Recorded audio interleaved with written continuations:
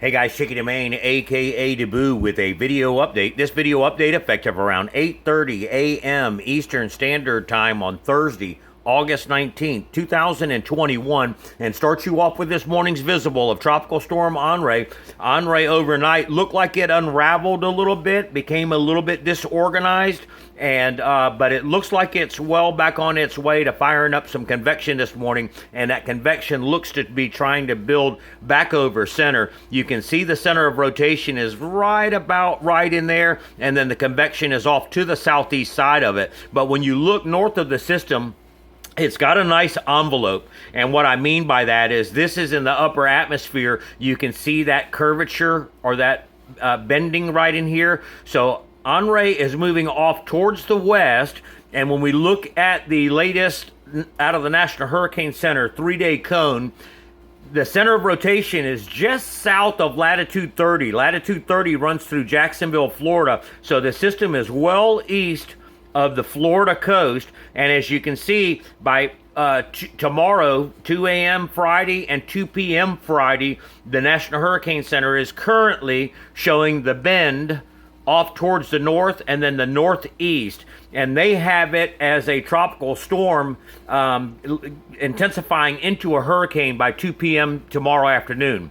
Now, this is the 3-day track and the cone of uncertainty. If you watched our last video, we talked about this cone of uncertainty in here, and what this means is that the National Hurricane Center is not or is very accurate coming out of the shot here, and then as we start to approach into the 24 and 48 hour time frame, again this is 72 up in here, the margin of error increases, right? And so this is why they say it's important not to focus on the exact track of the system, because this can end up over here on the left side of the cone in the next 72 hours, or it could end up on the right side of the cone in the next 72 hours. Now, climatology tells us that up and to the right is favored, right?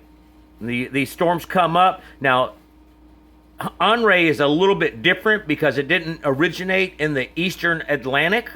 When you go look at the August climatology map for common tracks, up and to the right is what's common.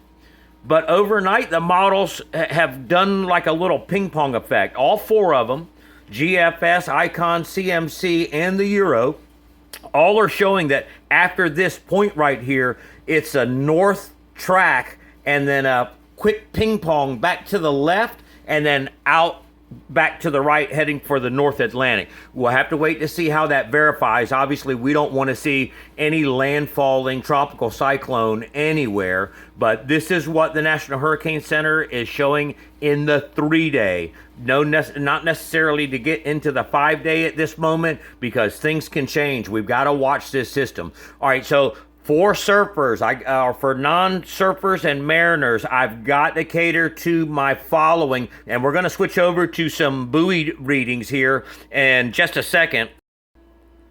But I wanted to switch over to the 06Z run of the GFS, and the 06Z run of the GFS, this is within that 72-hour range, has a 954 millibar hurricane just east of the mid-Atlantic.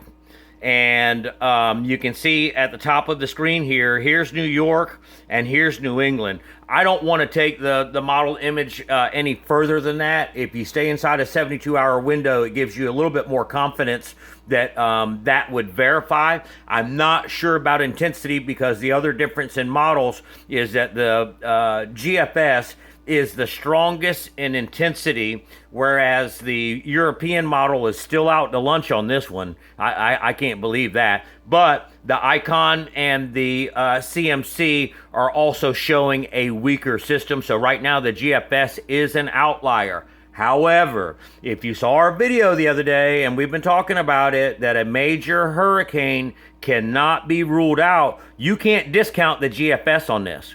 Okay, I'm just telling you that you just can't do it. All right, let's switch you back over to some buoy data readings. Give me a second here. All right, I'll start you off with the map here. So the buoys that we're watching are the West Bermuda buoy, the East Hatteras buoy, and the South Hatteras buoy. West Bermuda Buoy, East Hatteras Buoy, and South Hatteras Buoy. First buoy we'll start you off on is going to be the West Bermuda Buoy. And here comes HENRI swell. So this is the West Bermuda Buoy. Significant wave height now is up to 9 feet with swell height at 6 feet. The swell period now is starting to stretch out at 10 seconds out of the southeast. When we drop down in here, by the way, this is detailed wave summary. Guys, when you're looking or trying to track swell, drop down to the detailed wave summary, not the above data. This is where you track swell. You drop down and you start looking for the groupings, and you can see, look at this, multiple 10-second periods out of the east, southeast, and southeast. Swell height increasing now from about 4 feet up to about 6 feet.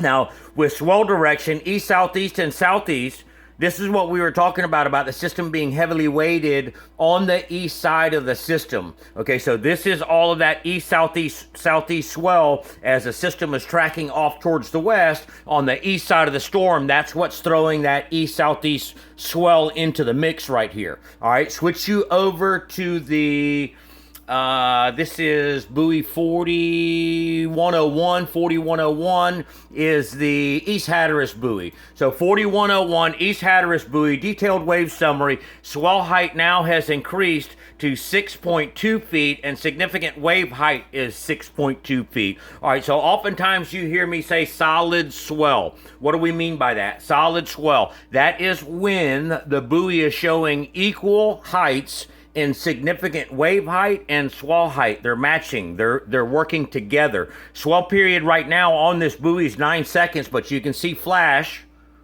of 10-second periods coming in. Right in here, and again out of the east-southeast. So this tells us that the swell is on the West Bermuda buoy, and now we're seeing it show up on the East Hatteras buoy. That means that we can tell that the swell is progressing towards the coast. You with me? All right, gonna switch you over to 4102. That's South Hattie, and South Hattie this morning only has 3 feet of significant wave height and 2 feet of swell height. You drop down into the hourly or sometimes they're in 30-minute markings data, and you can see that there's not a lot of swell height on the South Hatteras buoy this morning. That tells us that the swell that's on the West Bermuda buoy has not reached the South Hatteras buoy as of yet. All right, so that's all I got for you for now. Stay tuned for the next update. Stay tuned to our social feeds for real-time info. Thanks for following.